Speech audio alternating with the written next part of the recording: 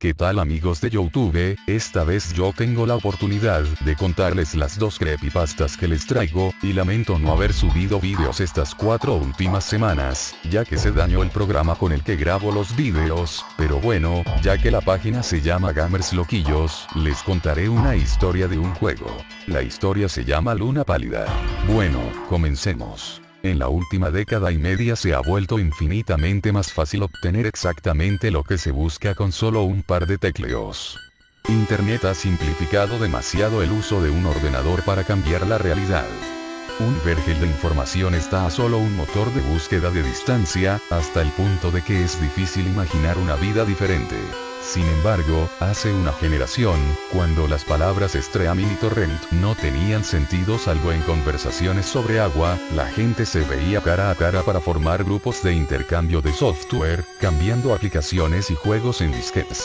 Por supuesto, la mayoría de encuentros eran un medio para que los individuos hicieran intercambios frugales entre ellos de juegos como King's Quest o Maniac Mansion. Sin embargo, una serie de talentos nacientes de la programación diseñaron juegos para distribuirlos entre sus círculos de contactos, que a su vez los irían pasando hasta que, si era lo bastante divertido y estaba bien diseñado, un juego independiente acababa encontrando un lugar en las colecciones de aficionados de todo el país. Pensad en ello como el equivalente a los vídeos virales en los años 80. Luna Pálida, por otra parte, nunca salió del área de la bahía de San Francisco. Todas las copias conocidas se han perdido hace tiempo, todos los ordenadores que lo ejecutaron se encuentran enterrados bajo capas de basura y poliestireno. Este hecho se atribuye a un número de abstrusas decisiones de diseño tomadas por su programador. Luna Pálida era una aventura textual al estilo de Sword del Urkim Horror, en una época en la que este género estaba quedando pasado de moda. Una vez ejecutado el programa, el jugador se encontraba con una pantalla completamente vacía, con la excepción del texto. Estás en una habitación oscura. El brillo de la luna entra por la ventana. Hay oro en la esquina, junto a una pala y una cuerda. Hay una puerta al este. Comandos. Así empezaba el juego que el escritor de un fanzine perdido hace tiempo describía como enigmático, sin sentido y completamente injugable. Los únicos comandos que el juego aceptaría eran coger oro, coger pala, coger cuerda y ir este, y el jugador se encontraba después con lo siguiente. Cosecha tu recompensa. Luna Pálida te sonríe. Estás en el bosque. Hay caminos al este, norte y oeste. Comandos.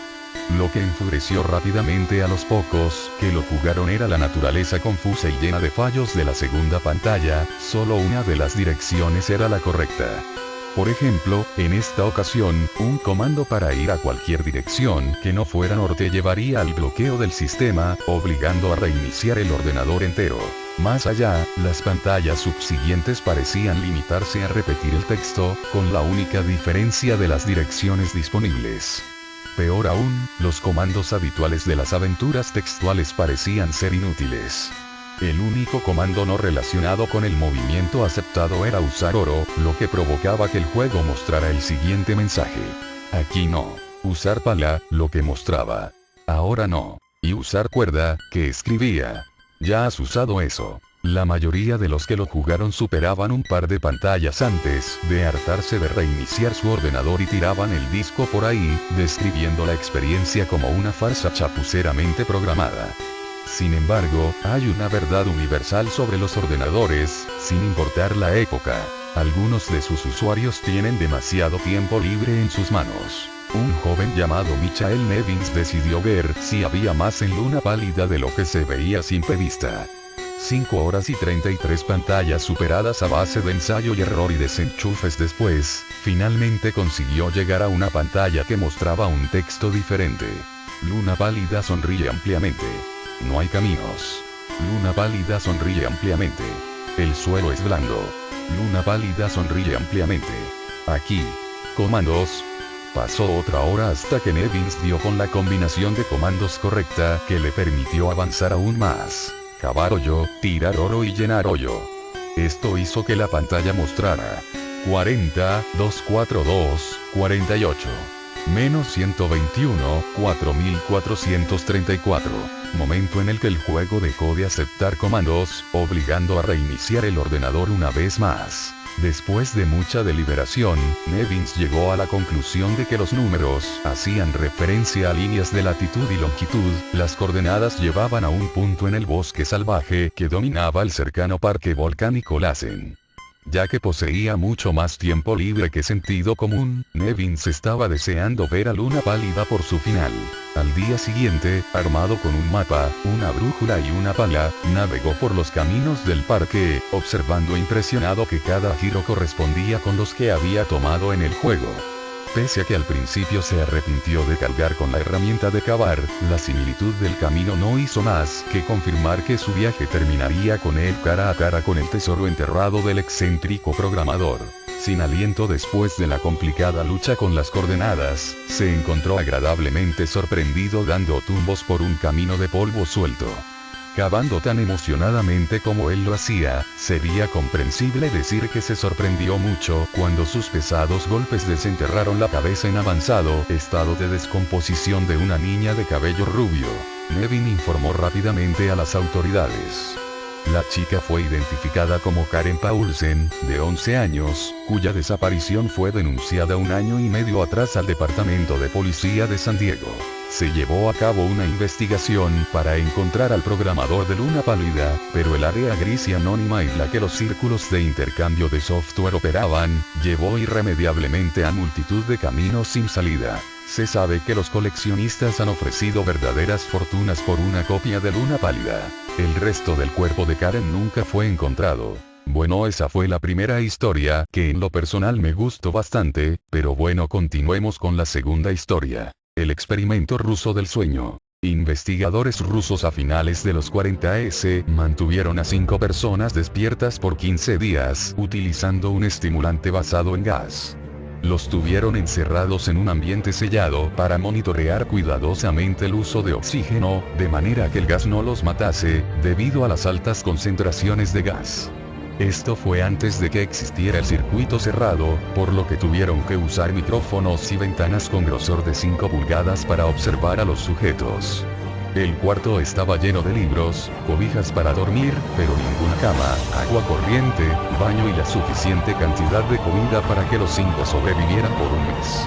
Los sujetos de prueba eran prisioneros políticos y de guerra declarados enemigos del Estado durante la Segunda Guerra Mundial. Todo estuvo bien por los primeros 5 días.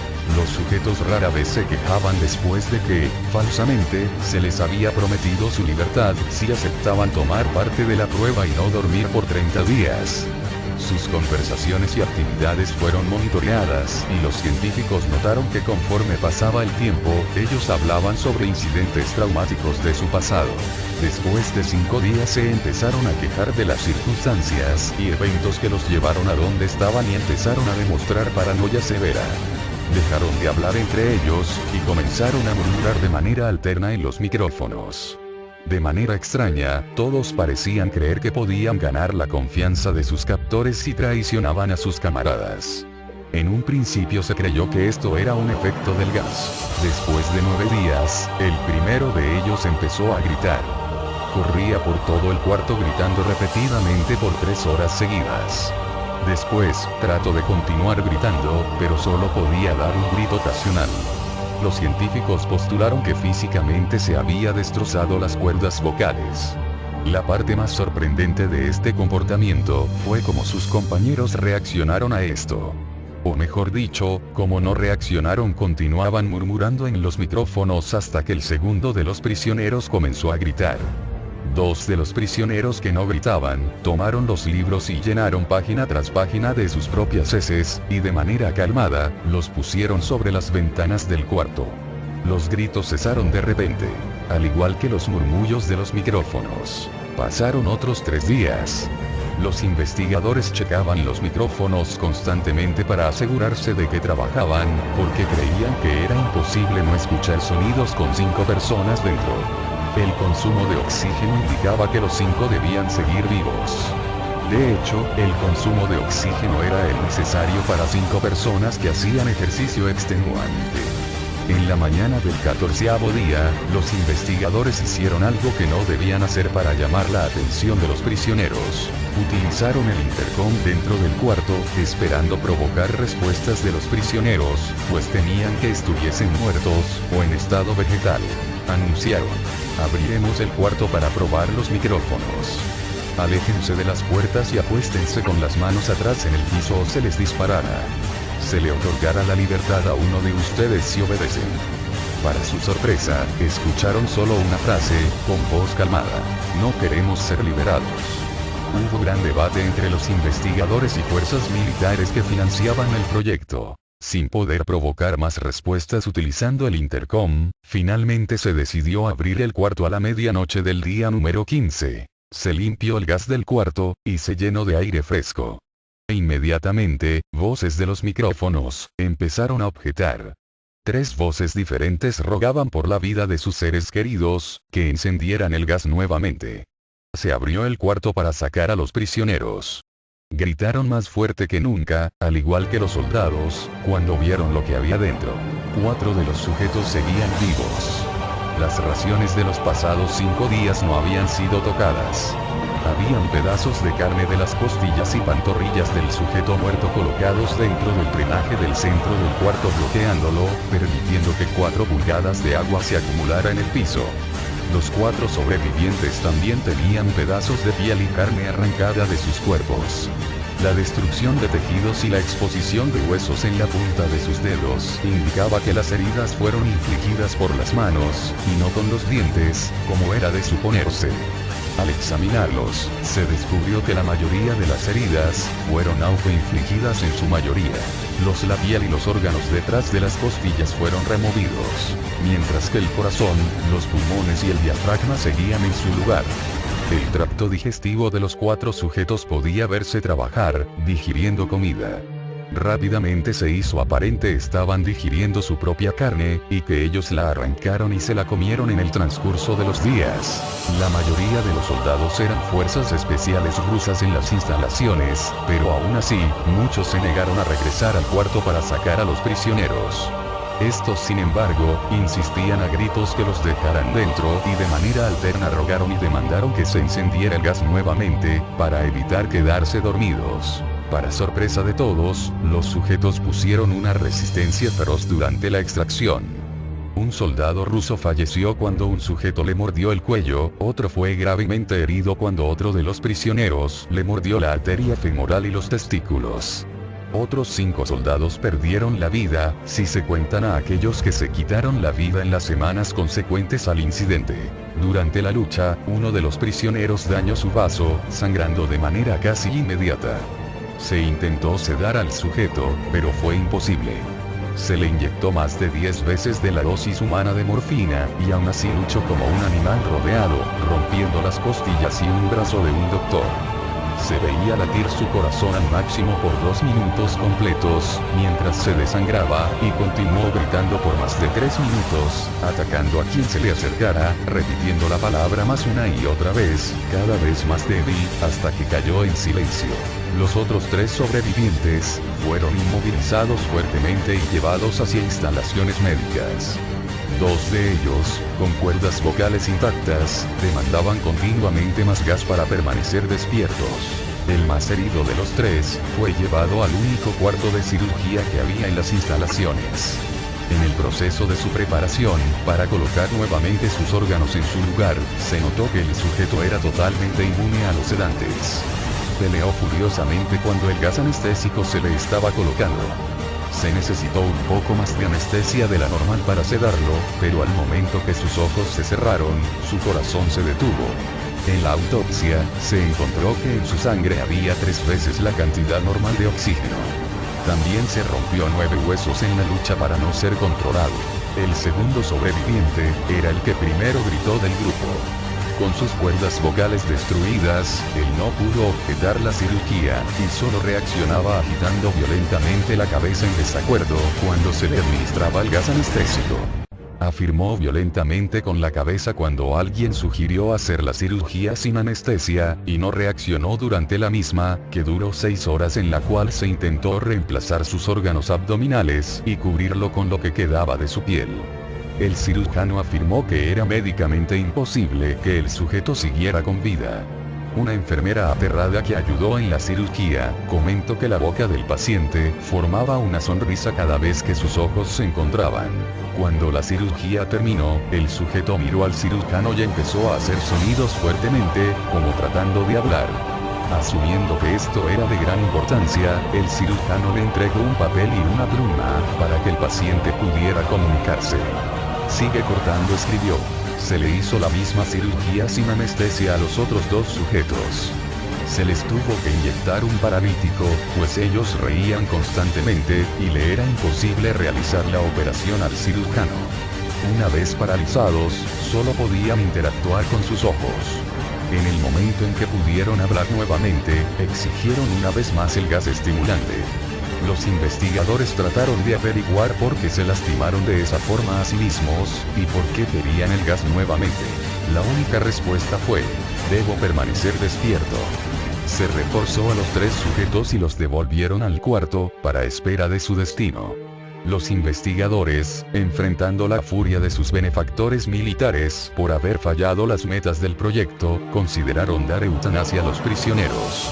El comandante, un ex KGB, vio potencial en el proyecto, y en su lugar decidió ver qué pasaría si ponían el gas nuevamente. Los científicos se negaron rotundamente, pero al final, tuvieron que aceptar. En preparación para ser sellados nuevamente en el cuarto, los prisioneros fueron conectados a un monitor ENG. Para sorpresa de todos, los 3 dejaron de pelear en el momento que se dieron cuenta que los regresarían al gas. En este momento, era obvio que los 3 estaban haciendo un gran esfuerzo por mantenerse despiertos. Uno de los prisioneros estaba murmurando una canción. El sujeto mudo peleaba con sus ataduras de piel, como si tratara de enfocarse en algo. El último sujeto mantenía su cabeza en la almohada, y parpadeaba rápidamente.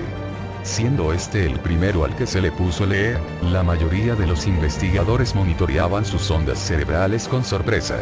Eran normales la mayor parte del tiempo, aunque algunas veces aparecía una línea recta de manera inexplicable. Parecía que repetidamente sufrían de muerte cerebral. Mientras analizaban los datos, una enfermera notó que los ojos del sujeto se cerraron. Sus ondas cerebrales cambiaron inmediatamente por las de sueño profundo, luego se pusieron rectas, y de manera simultánea, su corazón se detuvo. El único sujeto que quedaba que podía hablar comenzó a gritar para que lo encerraran en ese momento. Sus ondas cerebrales mostraban las líneas rectas del sujeto, que acababa de morir por quedarse dormido. El comandante dio la orden de sellar el cuarto con los 2 prisioneros dentro, junto con 3 de los científicos. Uno de los 3, inmediatamente tomó un arma y abrió fuego contra el comandante, matándolo de un tiro entre los ojos. Después apuntó al prisionero mudo, y le voló el cerebro. Apuntó al prisionero que quedaba vivo, mientras que los demás investigadores escaparon del cuarto. No me encerrarán con estas cosas. No contigo. Le gritaba al prisionero que estaba atado al camastro. ¿Qué eres?, demandó. Necesito saber, exclamación de cierre. El prisionero sonrió. ¿Tan fácilmente te has olvidado de mí?, el prisionero preguntó. Somos ustedes. Somos la locura que está encerrada en todos ustedes, rogando por libertad en cada momento de tu vida, desde lo más profundo de tu mente animal. Somos aquello de lo que te escondes en tu cama todas las noches. Somos lo que duermes y silencias y paralizas cuando te vas a tu cielo nocturno, donde no te podemos alcanzar. El investigador hizo una pausa. Apuntó al corazón del prisionero y disparó. El eje mostró una línea recta mientras el sujeto débilmente murmuró, casi tan libre. Bueno, así concluye este video y espero que les haya gustado. Suscríbanse a Gamers Loquillos y denle like. Hasta la próxima.